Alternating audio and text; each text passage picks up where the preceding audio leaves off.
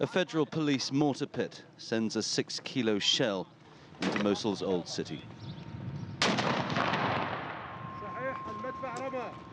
The Iraqi forces have been trying to reduce the number of artillery and airstrikes used in these densely urban areas, but it's a necessary evil. We're targeting a group of ISIL fighters, says the commander. The intelligence is coming from an American drone. There are still 100,000 people trapped inside ISIL territory. And they're being used as human shields. Getting to the front lines is perilous. ISIL snipers are watching the open ground. The only safe way to progress is through abandoned houses, narrow holes smashed in the wall. Danger around every corner.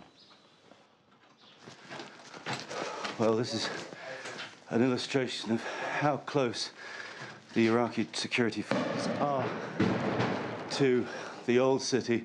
This is one of the last districts to be liberated, but it also illustrates how much fighting they still have to do as they move from house to house, trying to remain as secure as possible.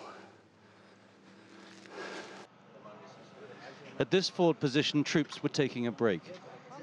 It's the holy month of Ramadan, and there are more lulls during the fighting. But they tell us ISIL fighters are waking up and trying to retake positions they lost during the night. Gunfire from just down the street, and the stench of death and decay in the heat.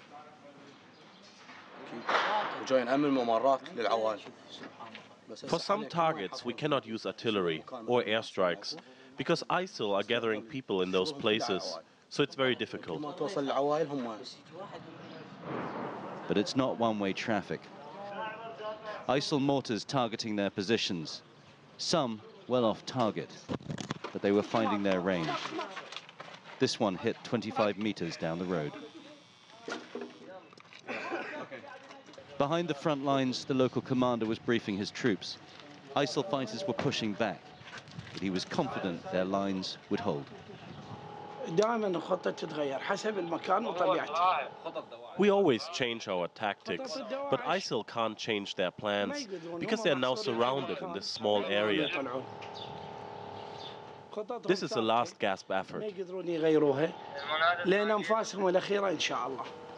But with ISIL surrounded in Mosul's old city, Iraqi forces are preparing for a major offensive to retake their final enclave. But for many, that's too late. These people had been used as human shields when their house was hit by an airstrike. You can't do anything to help, she says.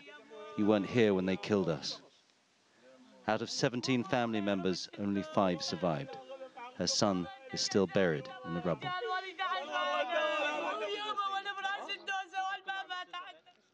The end of the battle may be in sight, but for many, that's not soon enough. Tony Cheng, CGTN, Mosul.